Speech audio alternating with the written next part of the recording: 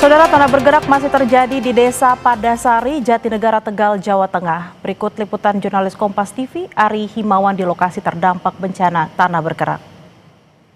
Saudara, tanah bergerak melanda Desa Padasari, Kecamatan Jatinegara, Kabupaten Tegal, Jawa Tengah. Ada 465 rumah rusak akibat tanah bergerak. Seperti di belakang saya adalah rumah warga yang ambruk dikarenakan tanah bergerak. Tidak hanya rumah-rumah warga saja yang ambruk, saudara. Di belakang saya juga ada jalan desa yang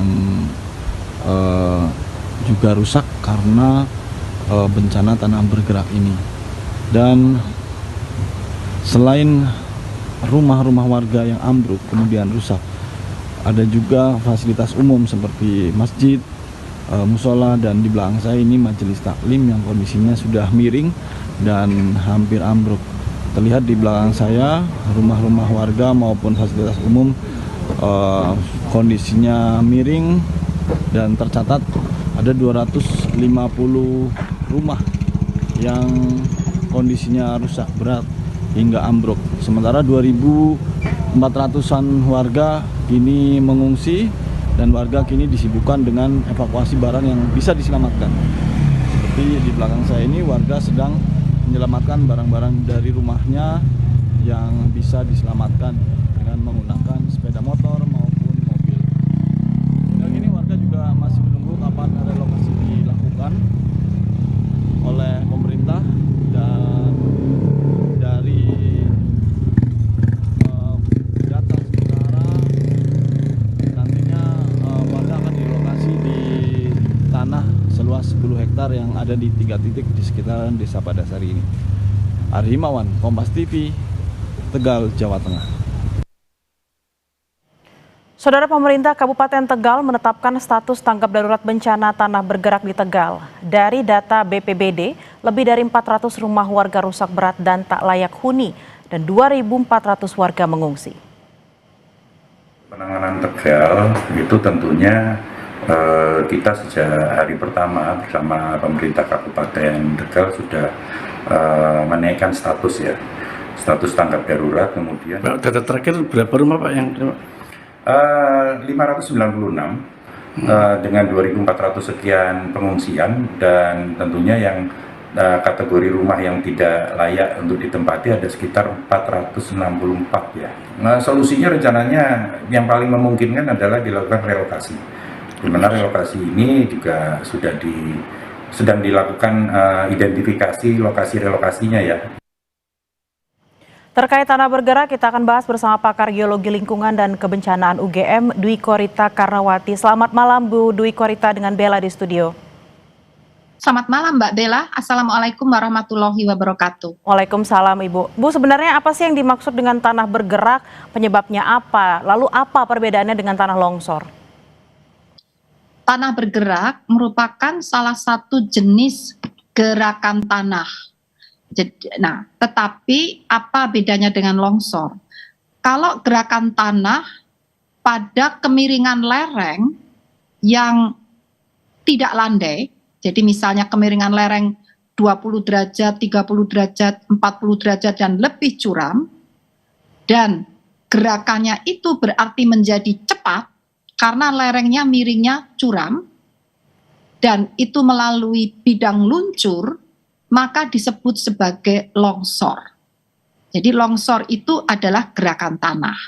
Namun kalau kemiringan lereng itu sangat landai, mendekati datar, misalnya kemiringan lereng 10 derajat, ya, itu maka apabila terjadi gerakan pada tanah, kecepatannya itu sangat lambat.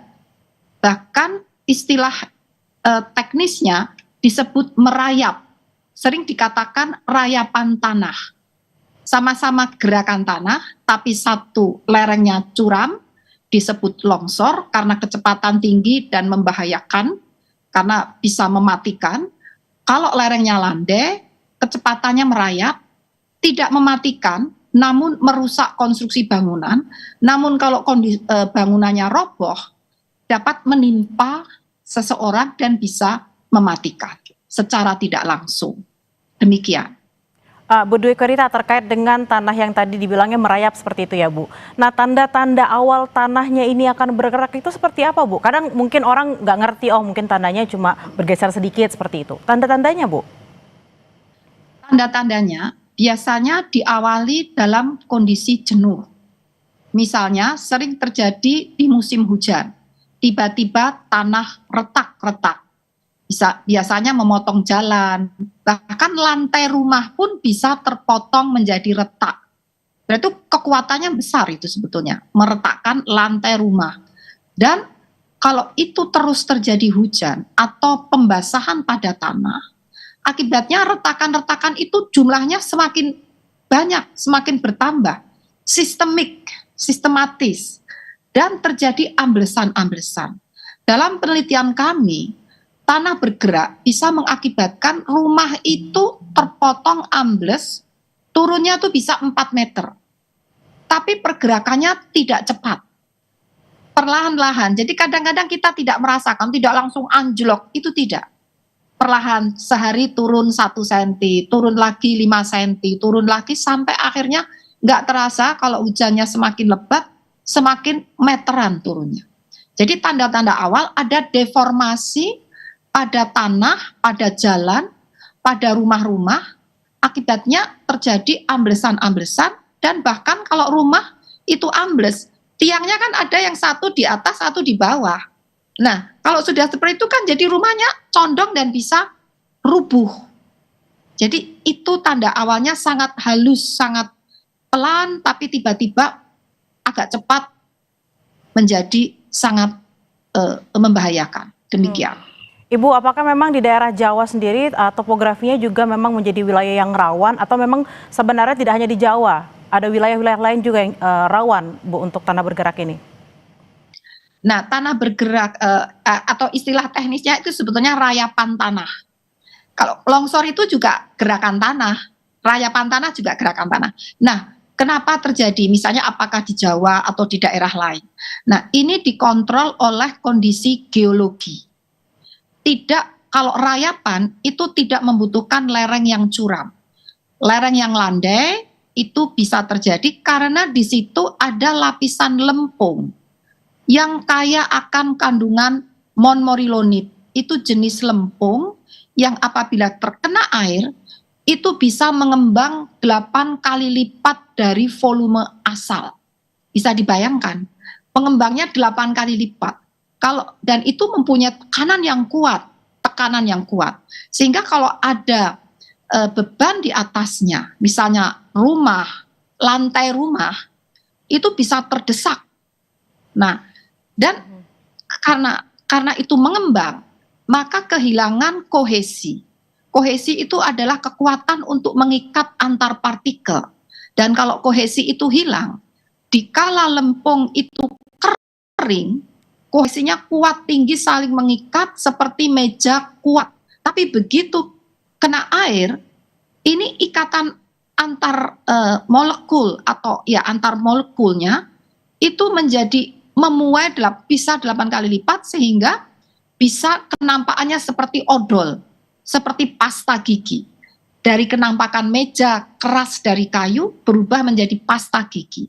Bisa dibayangkan kalau di atasnya rumah, maka rumah kita bertumpu di atas pasta gigi, itu kan berarti sangat terjadi deformasi, perubahan bentuk dari lantai rumah itu dipaksa, ada yang turun, ada yang mau bertahan tidak turun, akhirnya retak. Jadi penyebabnya adalah lempung abu-abu kebiruan yang mengandung montmorillonite, itu banyak dijumpai di Jawa. Tidak hanya di Tegal, itu di Karanganyar, di Banjarnegara, di Purworejo, di Kebumen, di Banjarnegara sudah, di Majenang, ya. Dan di Jawa Barat juga banyak, itu banyak dijumpai. Jawa Timur pun ada, namun karena realita di lapangan itu kebanyakan di Jawa Barat dan Jawa Tengah. Terutama Tapi sebenarnya Bu, maaf saya potong, apakah tempat-tempat ini masih bisa ditempati seperti itu? Karena kalau kita lihat kan tanahnya banyak tadi di beberapa daerah, ada orang yang sudah di situ. Apakah wilayah ini masih bisa ditempati? Lalu mitigasinya seperti apa untuk meminimalisir supaya tidak ada korban yang jiwa yang terjadi karena tanah bergerak ini? kalau curah hujan di daerah itu tinggi, berarti pembasahan penjenuhan tanah itu tinggi juga, dan itu data penelitian kami sejak tahun sebelum 2000 itu kebanyakan daerah-daerah yang curah hujan tinggi itu akan bergerak terus, dibenahi, diperbaiki, diberi saluran drainase, aliran air hujannya dijauhkan dari zona itu, tapi sudah berhenti beberapa waktu akhirnya akan bergerak lagi. Lalu mitigasinya bagaimana? Kalau memang pergerakannya, jadi juga tergantung pada kandungan monmorillonit pada lapisan lempung tadi, sehingga harus dipastikan dulu, diteliti konsentrasi monmorillonitnya itu seberapa banyak. Kalau memang proporsi monmorillonitnya, ini kan penelitian secara geoteknik ya, memang besar, itu rasanya pengalaman yang sudah-sudah, penanggulangan itu hanya menghentikan sesaat dan akhirnya bergerak lagi. Sehingga ya mitigasinya ya cari lahan yang lebih aman, yang tidak di situ tidak ada lapisan lempung abu-abu kebiruan. Seperti itu. Baik, terima kasih atas perbincangannya di malam hari ini Bu Dwi Korita Karnawati, pakar geologi lingkungan dan kebencanaan UGM. Kita berharap tidak ada lagi kasus-kasus tanah bergerak terjadi. Selamat malam Ibu. Selamat malam, terima kasih.